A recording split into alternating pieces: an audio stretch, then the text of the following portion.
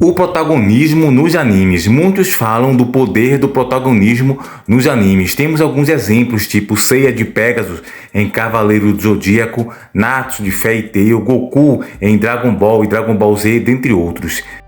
Então já se prepara aí, vem com a gente que vamos falar deste assunto. Antes, seja bem-vindo ao canal. Se gosta do conteúdo e dos vídeos, se inscreve, deixa seu like se gostou do vídeo e assista nossos outros vídeos, que também temos aqui vários temas sobre diversos animes. E agora vamos ao assunto do vídeo.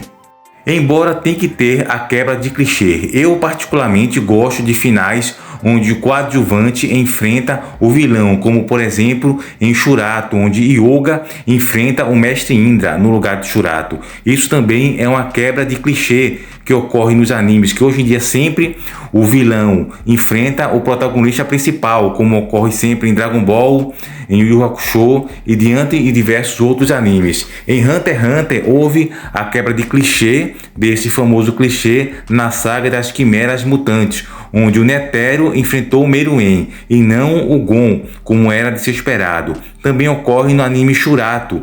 O Shurato não enfrenta o Mestre Indra no final. Ele até chega a lutar, mas quem chega a derrotar ele, entre aspas, é Hyuga. Isso de Imperador Indra! Indra!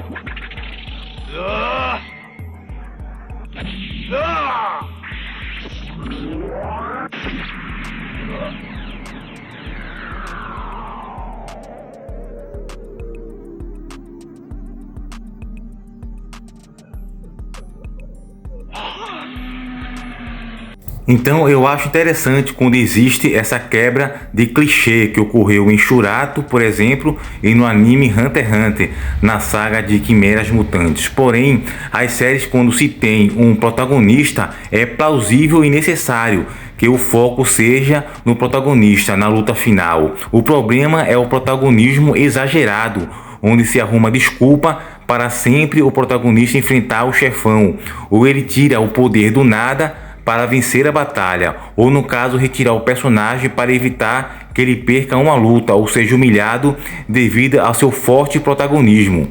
Porque alguns personagens são tirados de cena para evitar que ele se sobressaia diante dos outros. Por exemplo, em Super Campeões, o goleiro Benji Okabayashi sempre acaba se machucando e acaba entrando o personagem Morizaki para levar os gols e perder as partidas. Porém, no caso, ficaria feio o goleiro do calibre no auge do Benji Okabayashi ele levasse gol e perdesse partidas, que sempre ia cair a culpa na história no goleiro, que é o Benji Okabayashi. Então, o autor da história deixava ele machucado para afastar ele das partidas, como também ocorre em Samurai X, com o Shinjoro Rico, o mestre do Kenshin Himura, que é muito forte e no roteiro da história acabou afastando ele da saga Shishio, para que ele não pudesse vencer facilmente os adversários. Esses são dois exemplos que são de coadjuvantes, que é o Benji Okabayashi e o Shinjoro Rico. Mas no caso ocorreu, por exemplo, em Dragon Ball, ou melhor, Dragon Ball Z, na saga dos androides. Você também já percebeu isso, Gohan? Sim, claro. Goku tinha pensado em acabar com esta batalha o mais rápido possível. Essa maneira de voar ele só usa quando luta no máximo. E por que ele luta como um tolo?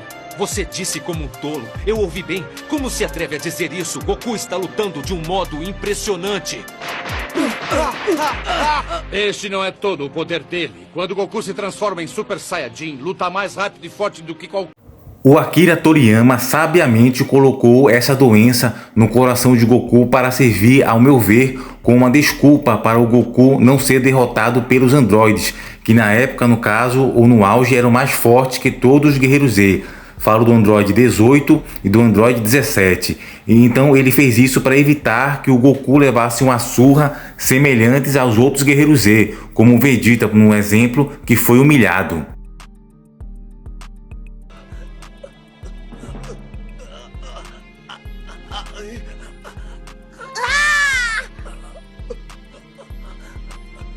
A energia dele não foi absorvida. Acontece que meu pai está doente do coração.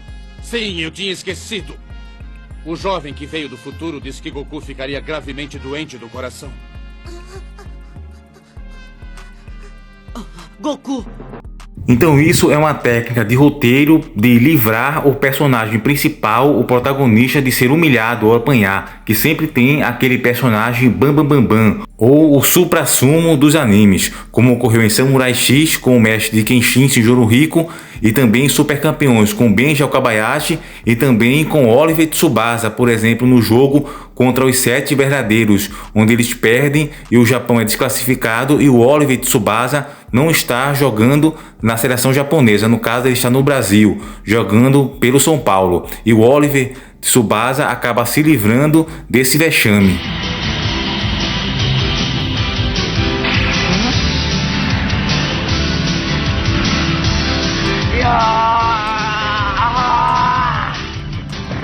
Agora vai acontecer o gol! E é gol! Gol de Oliver Tsubasa para o São Paulo! E o juiz apita, fim do jogo!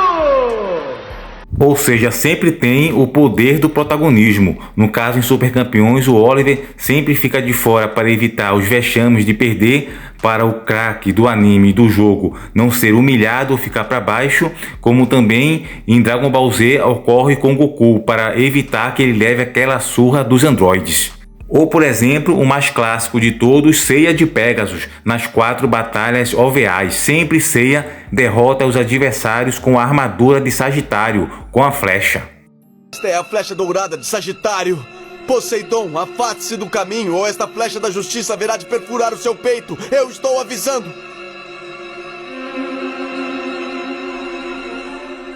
Parece que já se esqueceu. Todos os seus golpes voltaram e atacaram você, não é mesmo, Pégaso? Dessa forma, a flecha que atirar voltará como anteriormente. Se não se importar, então pode atirar. Então temos exemplos crassos sobre esses animes que também sempre enfatizam o protagonismo. Porém, se você vê mesmo em Yu Yu Hakusho, o Yusuke Urameshi, na luta contra o Sensui, ele não vence, não derrota o Sensui. O Raizen, que possui o seu corpo e consegue, através do corpo de Yusuke, derrotar, ou melhor, espancar e humilhar o personagem Sensui. Como também na luta final de Yusuke contra Yomi, Yusuke, o protagonista, ele não vence o Yomi, ele perde para Yomi e também não é campeão ou vencedor do torneio no final de Yu Yu Hakusho.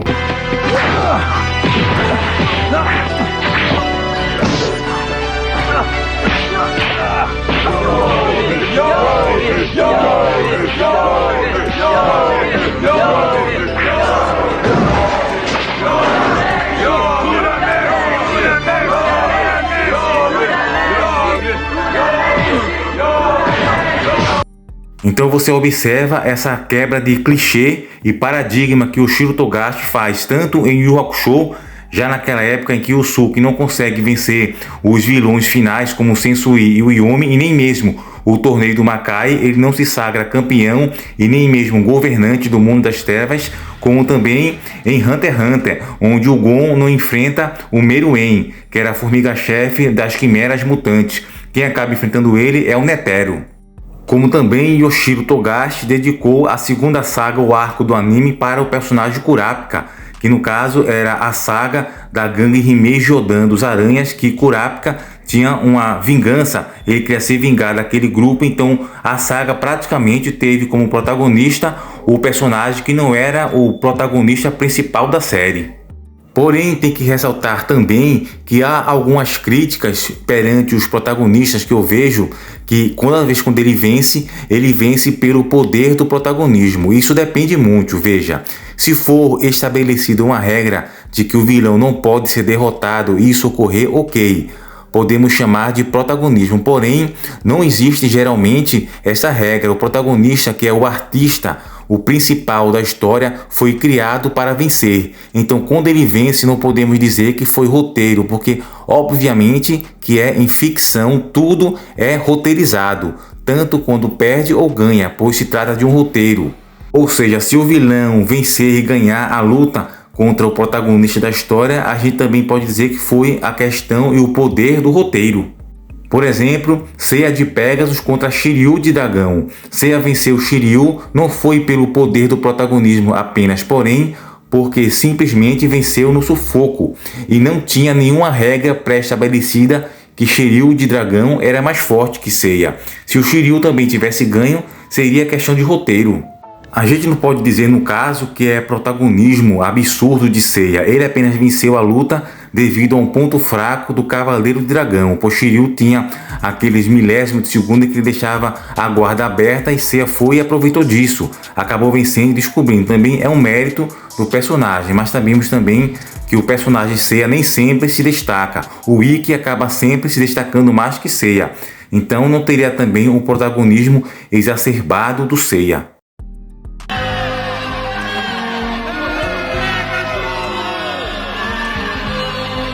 Senhoras e senhores, o computador declara Pégaso o vencedor! Viva o Seiya! Legal! Ei, cadê o Makoto? Eu não sei, ele estava aqui ainda agora mesmo, mas de repente ele desapareceu.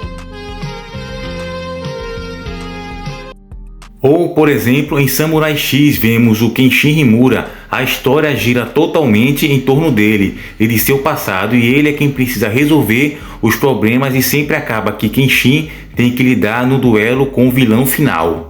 Ele é o antigo Batosai Rimuru, o retalhador, então todo o envolvimento da trama com os vilões naquele contexto, sempre o Kenshin está envolvido e sempre o interesse do vilão totalmente é na pessoa do Kenshin, que atrapalha os planos governamentais ou ambição de qualquer vilão, por exemplo do Makoto Shishio. Outro protagonista é Kenshiro de Hokuto no Ken, pois ele sempre tem que resolver a situação, pois trata-se praticamente de um anime de apenas um protagonista em um mundo pós-apocalíptico, onde tudo está perdido na questão social. Pouca infraestrutura, escassez de água, comida, recursos materiais, porém Kenshiro surge como a esperança, apesar de ter amigos como Rei, Maminha, Bart, Lin. Porém Kenshiro perde vários amigos no caminho do anime e acaba tendo que continuar a jornada sozinho. E temos um protagonista necessário para a história. Então você observa que existem roteiros de animes que o protagonista é totalmente necessário, não por protagonismo e etc, mas sim porque a história e o contexto é necessário que exista esse personagem protagonista para resolver os problemas sociais do contexto em que o anime enfrenta. Então, o que você acha do protagonismo? Acha que alguns são forçados ou necessário? Deixa aqui nos comentários o que você acha do protagonista como Natsu de Fairy Tail, Seiya de Pegasus de Cavaleiro do Zodíaco, Naruto, Ichigo de Bleach, dentre outros. Que há também aquela questão do protagonismo forçado, que sempre apela para o mocinho da história, e uns que são necessários, e outro que acaba descartando, quebrando o clichê e paradigmas, como o Yu Yu Hakusho, por exemplo, e Hunter x Hunter. Também em Super Campeões utiliza bastante isso, mas também eu mostrei aqui que não só isso ocorre com o protagonista, mas também com personagens coadjuvantes, como no caso ocorreu em Super Campeões com Benji Alkabayashi, é bem corriqueiro isso, e também em Samurai X, com Shijoro Rico, o mestre de Kenshin, que é considerado o mais forte no universo de Samurai X. E perante outros animes também ocorre essa questão de tirar um personagem para livrar ele da humilhação, e até mesmo com o protagonista. Então, o que você acha desse tema sobre o protagonismo forçado ou necessário? Deixa aqui nos comentários para a gente poder interagir sobre esse assunto, ok? Terminamos aqui o vídeo, a missão cumprida, chegamos até o final. Você que ficou até o final, agradeço, deixa seu like, curte, comenta e compartilha. E se você gosta de animes, a sua casa é aqui. Até o próximo encontro.